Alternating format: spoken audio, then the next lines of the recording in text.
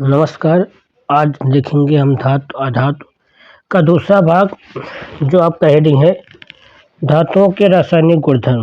धातुओं के रासायनिक गुणधर्म। पहला है, धातु वायु से दहन करने से क्या होता है। वायु में चमकदार श्वेत ज्वाला के साथ मैग्नीशियम का दहन होता है।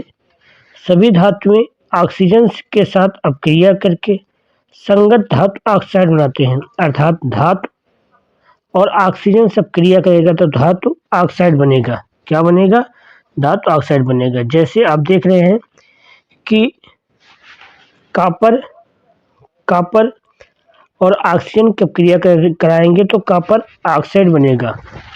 एल्युमिनियम और ऑक्सीजन के साथ क्रिया कराएंगे तो एल्युमिनियम ऑक्साइड बनेगा। क्या बनेगा? एल्युमिनियम ऑक्साइड बनेगा। और हम अगला देखते हैं कि धातु ऑक्साइड की प्रकृति क्या होती है? क्षारीय होती है। लेकिन एल्युमिनियम ऑक्साइड, जिंक ऑक्साइड जैसे कुछ धातु ऑक्साइड अम्लीय तथा क्षारकीय दोनों प्रकार के व्यवहार रखते हैं। ऐसे धातु ऑक्साइड जो अम्ल और क्षारक दोनों से अपक्रिया करके लवण और जल बनाते हैं, उसे उभयधर्मी कहते हैं। एल्युमिनियम ऑक्साइड और हाइड्रोक्लोरिक के साथ अपक्रिया करेंगे तो एल्युमिनियम क्लोराइड और ऑक्सीजन गैस बनता है। यह अपक्रिया क्या कहलाती है? उभयधर्मी। क्या कहलाती है? उभयधर्मी अपक्रिया। क्या कहलाती है? उभयधर्मी अपक्रिया कहलाती है। आगे हम देखेंगे कि कह रहा है कि अधिकांश अधातु जो होती है वो जल में अघुलनशील होती है, लेकिन इसमें से कुछ जल में घुलकर क्षार बनाते हैं। जैसे सोडियम ऑक्साइड और पोटेशियम ऑक्साइड आपस में मिलकर क्या बनाते हैं? क्षार। ये दोनों क्या है? ऑक्साइड है।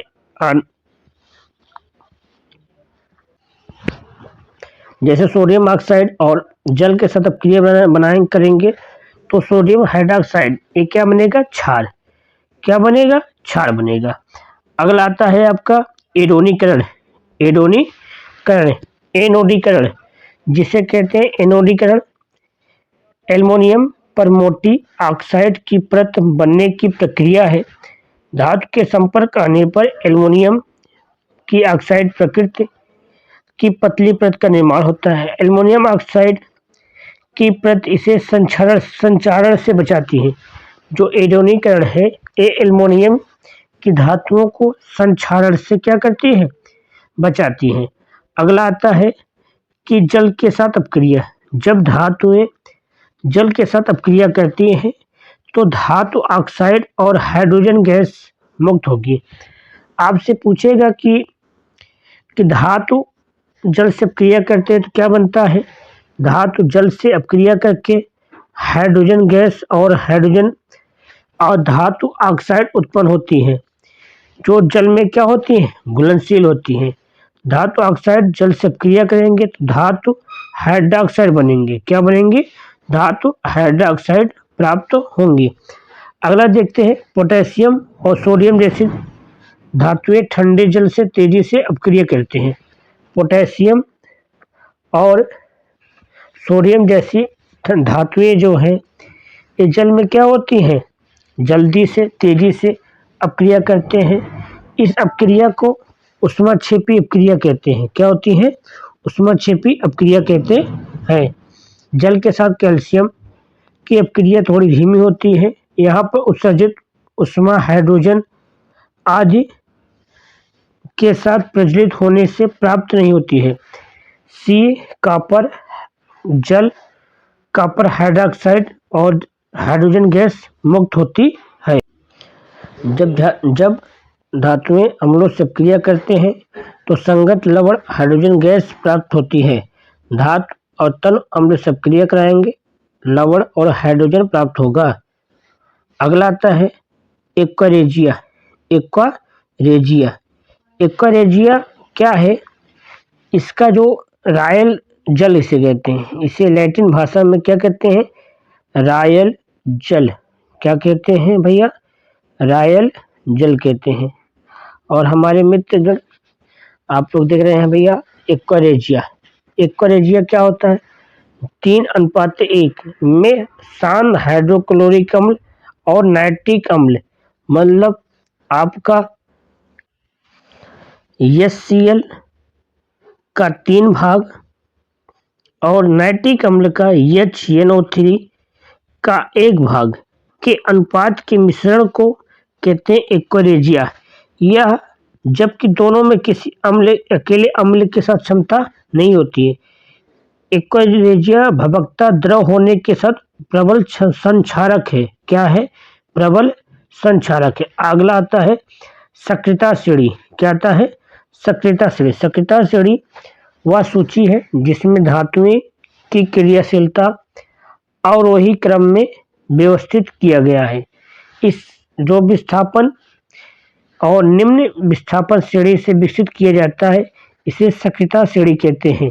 मतलब कहने का आशय है कि यदि कोई श्रेणी ऊपर से नीचे जाए तो अब अपनी धातु को क्या करती है? विस्थापित कर लेती है। सक्रियता श्रेणी देखिए है, सबसे पहले क्या आएगा? पोटेशियम आएगा, फिर सोडियम आएगा, कैल्शियम आएगा, मैग्नीशियम आएगा, एल्युमिनियम आएगा, जिंक आएगा, आयरन आएगा, लेड आएगा, हाइड्रोजन आएगा, कॉपर आएगा, मरकरी आएगा।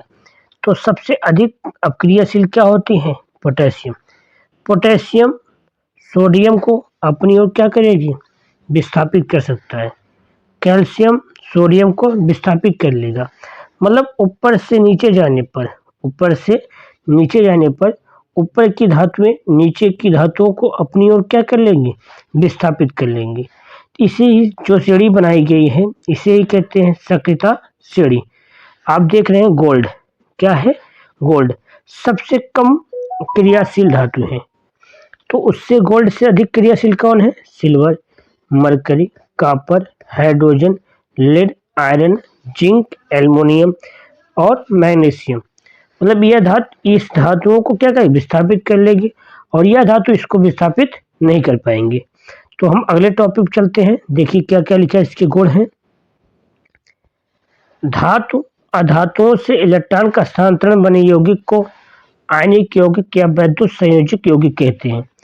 कहने का आशय है कि जब कोई धातु अधातु से इलेक्ट्रॉनों के स्थानांतरण से, किससे? इलेक्ट्रॉन के स्थानांतरण से जो बने होते हैं धातु, उसे वैद्युत संयोजक या आयनिक यौगिक कहते हैं। अब आते हैं आयनिक यौगिक के गुणधर्म। आयनिक यौगिक गुणधर्म भौतिक प्रकृति, वन धन जड़ आयनों की प्रकृति के आयनों के बीच मजबूत आकर्षण बल के कारण आयनिक यौगिक ठोस एवं थोड़े कठोर होते हैं। ये यौगिक समानता भंगुर होते हैं तथा दाब डालने पर टुकड़ों में टूट जाते हैं। अगला आता है गलनांक। क्या आता है भैया? गलनांक।